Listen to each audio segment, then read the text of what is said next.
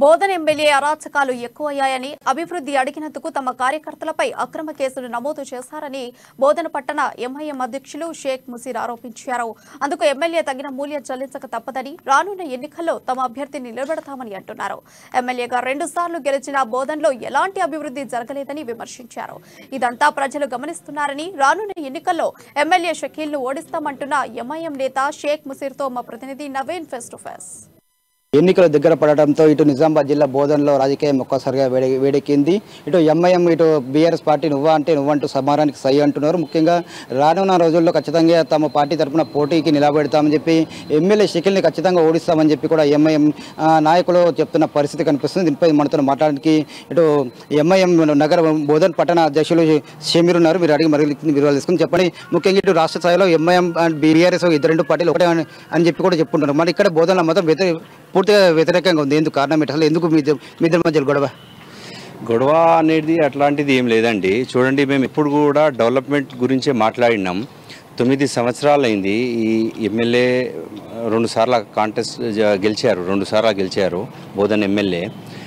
9 ఇయర్స్లా అభివృద్ధి అనేది శూన్యం. బోధనలో అభివృద్ధి అనేది శూన్యం.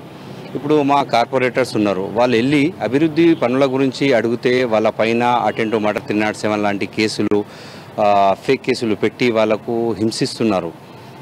వీళ్ళే కాకుండా ఇంకా చాలామంది వీళ్ళ పార్టీ కౌన్సిలర్లు కూడా ఉన్నారు, బీఆర్ఎస్ కౌన్సిలర్లు కూడా ఉన్నారు. దీనిలో శరత్ రెడ్డి గారు ఉన్నారు, ఇంకా మీర్ నజీర్ అలీ డబ్బు, ఇలాంటి వాళ్ళు అభివృద్ధి గురించి అడిగితే ఇక్కడ కొందరికి ఇది నచ్చక వాళ్లకు మీద కేసులు పెట్టి రాజకీయంగా కుట్ర చేసి లబ్ధి పొందాలనే యోచనలో వీళ్ళు ఉన్నారు. మేము దీనికి వ్యతిరేకత ఎందుకు వచ్చిందంటే డెవలప్మెంట్ కాకొచ్చింది. మీరు ప్రజలలో మాట ఇచ్చారు, చెప్పేటప్పుడైతే అది చేస్తా ఇది చేస్తా అని చాలా పెద్ద పెద్ద మాటలు చెప్పారు. ఇప్పుడు ఆ అభివృద్ధి అనేది శూన్యం. దానిపైననే మేము మాట్లాడుతున్నాం. అది తప్ప వేరే మా మధ్యలో వేరేది ఏం లేదు, ఓన్లీ అభివృద్ధి గురించే ఉందండి. ఇటు బోధన నియోజకవర్గాన్ని పూర్తిగా అభివృద్ధి చేశామని చెప్పి ఎమ్మెల్యే షకీల్ చెప్తున్నారు. మీరు ఎలాంటి రానున్న రోజుల్లో ఎలా ముందుకు వెళ్తారు? ఎన్నికల్లో మీ మెజార్టీ ఎంతవరకు వస్తుంది అనుకుంటున్నారు మీరు?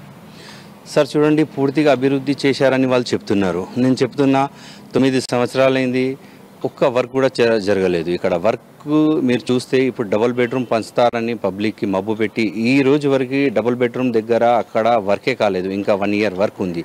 ఆ కాంట్రాక్టర్లకు రివ్యూ మీటింగ్ తీసుకుని ఎందుకు ఆగింది అని అడగాల, ఆయన బాధ్యత ఎమ్మెల్యే గారిది. ప్రజలు ఎదురు చూస్తున్నారు. మైనారిటీ ఒక ఫండ్ రాలేదు, హౌసింగ్ ఇండిపెండెంట్ లోన్స్ ఫండ్ రాలేవు, చాలా అసలు వర్కులు లేవు అండి. ఇక వాళ్ళు మాటల్లో చెప్పడానికి మేము అభివృద్ధి చేసినాం అంటున్నారు. నేను మీకు కావాలంటే మీరు విజిట్ చేస్తే నేను తీసుకెళ్ళి చూస్తా. 3 సంవత్సరాల నుంచి ఒక కాల్వ దగ్గర బ్రిడ్జ్ కూలిపోతే ఆ బ్రిడ్జ్ చేయడానికి రాలేదండి వీళ్ళకు. మరి వీళ్ళు అభివృద్ధి చేస్తే వీళ్ళ పార్టీలోనే ఎందుకు అండి వీళ్ళ కౌన్సిలర్లే ఈయనకు ఎగేస్తున్నా ఉన్నారు? మీరు చెప్పండి. మున్సిపాల్లో ఇప్పుడు 14 మంది కౌన్సిలర్లు ఈయన అగెన్స్ట్లో ఉన్నారు. ఇంకా 40 మంది సర్పంచ్లు ఉన్నారు, ఎంపీటీసీలు, ఇలాంటి చాలా పెద్ద మా దగ్గర లిస్ట్ ఉంది. అభివృద్ధి కాకనే మొన్న ఈ మధ్యలో 2-3 సర్పంచ్లు బీజేపీకి వెళ్ళారు. ఇదంతా అభివృద్ధి కాకపోవడమే. ఇంకా ఇక్కడ జరుగుతున్న ఇది పబ్లిక్ అభివృద్ధి గురించి అడిగితే వీళ్ళు కేసులు పెట్టి పబ్లిక్ని దబాయించడం ఇది చాలా తప్పు.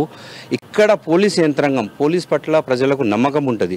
కానీ పోలీస్ యంత్రాంగం ఎలా ఉందంటే ఇక్కడ కొందరు ఆఫీసర్లు, నేను అంటే మొత్తం పోలీస్ వ్యవస్థకి చెప్పకొచ్చిన ఇక్కడ తొత్తుగా మారి లేవమంటే లేస్తున్నారు, కూర్చోమంటే కూర్చుంటున్నారు. వ్యవస్థగా బాగా ఘోరంగా మారింది ఒక 2 ఆఫీసర్లతోటి. ఇక్కడ ప్రధానంగా ఎంత ఓట్ల మెజార్టీతో మీరు గెలుస్తామని ధీమా వ్యక్తం చేస్తున్నారు? మేము మా తరఫున పూర్తిగా కృషి చేస్తాం సార్.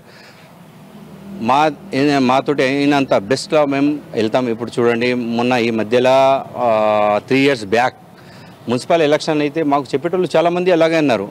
నేను బోధనలో 18 బీఫామ్లు ఇచ్చిన 11 గెలిచినాం. మేము 7 ప్లేస్లలో సెకండ్ వచ్చినాం.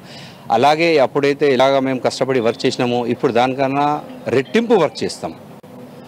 ప్రజల మీద మాకు నమ్మకం ఉంది. ప్రజలు మా వర్క్ని గుర్తించి మా తరఫున మాకు ఓటేస్తారని మాకు నమ్మకం ఉంది. అదే నమ్మకంతో మేము ప్రజల్లోకి వెళ్తామండి. అంటే మీ నాయకుడిని కూడా కేసీఆర్ పిలిచి మరి ఎందుకు పోటీ చేయకూడదు, కలిసి ఉందామని చెప్పి కూడా వస్తున్న వార్తలు కూడా వినిపిస్తున్నాయి. అందుకోసమే ఎంఐఎం కూడా ఇక్కడ తగ్గిందని కూడా వార్తలు వస్తున్నాయి. ఎంతవరకు వస్తుంది? అదైతే అవాస్తవం అండి. అలాంటిది ఏం లేదు.